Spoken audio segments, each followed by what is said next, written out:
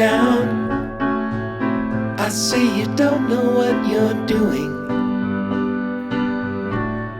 I wonder why you come around when you see this storm is brewing.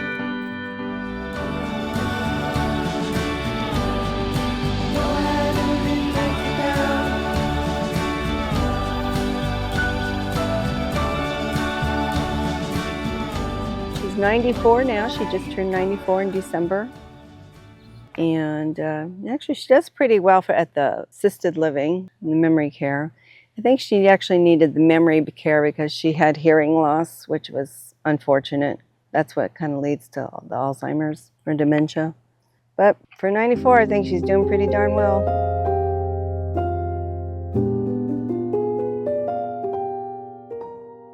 Happy birthday. It's the third time you rested. My name is Marie. I'm her daughter, her only daughter.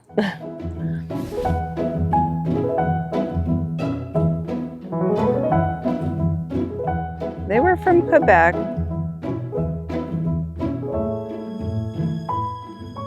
But her father's side is French and the mother's side was Scottish, McLaren.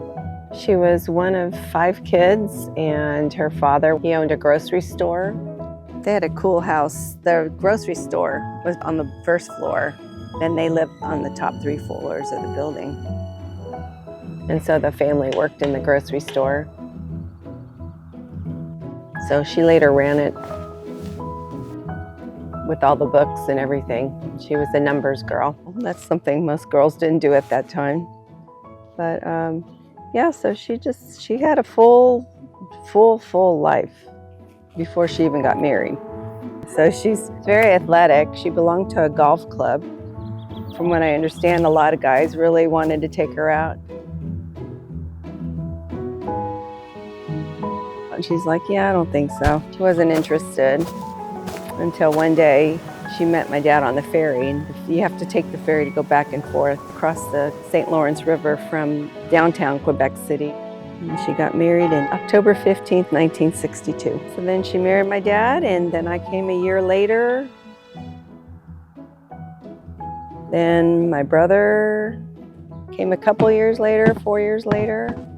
And then my dad decided he didn't like the cold weather in Quebec because it was so much snow in the winter. And so we moved to San Diego in September 1968.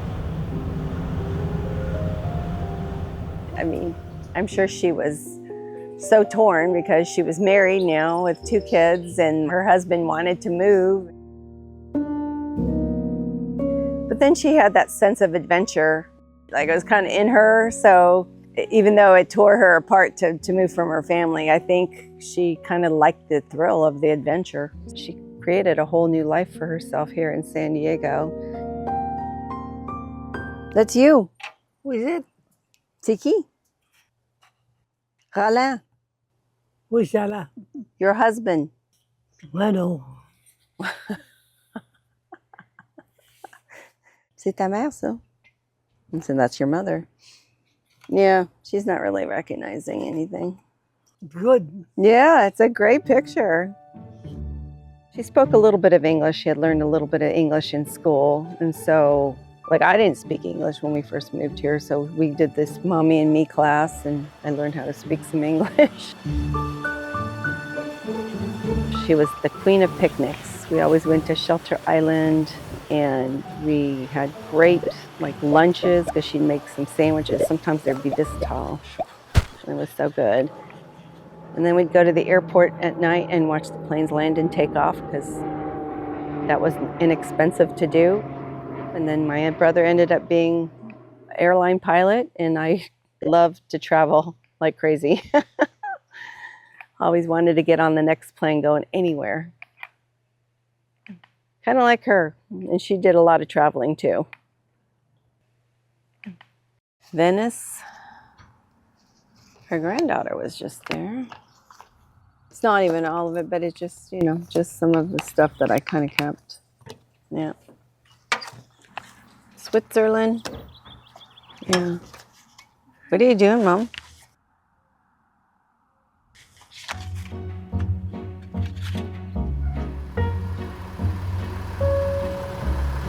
She had an abundance of travel buddies, and when we went back to Quebec City, like her old friends were like so excited to see her. Like her girlfriend came, and she was, I don't know if her girlfriend was kind of starting to do a little Alzheimer's, and she picked her up at my cousin's house, and she was this cute little thing, and she said, "Oh yeah, we're gonna go somewhere." She goes, "I hope we can get back. I don't know," but they took off laughing, and they're like, "Yeah, who cares?" So they went to lunch, and they were back in a couple hours, but it was kind of funny. They were just so happy to be with each other. And she was the one that hosted all the parties and all the get-togethers at the holidays. Everybody always wanted to come over for dinner. Like she threw out an invitation, they would all flock for her to come over. She loved to host parties and dinners, and she was also a phenomenal cook. And, everybody loved to eat her food.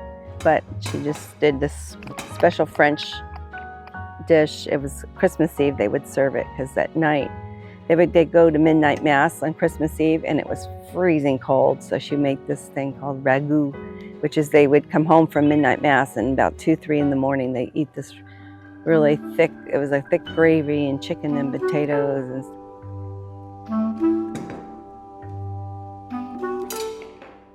And then my favorite was her rigatoni and meatballs, because that was my birthday dish every year.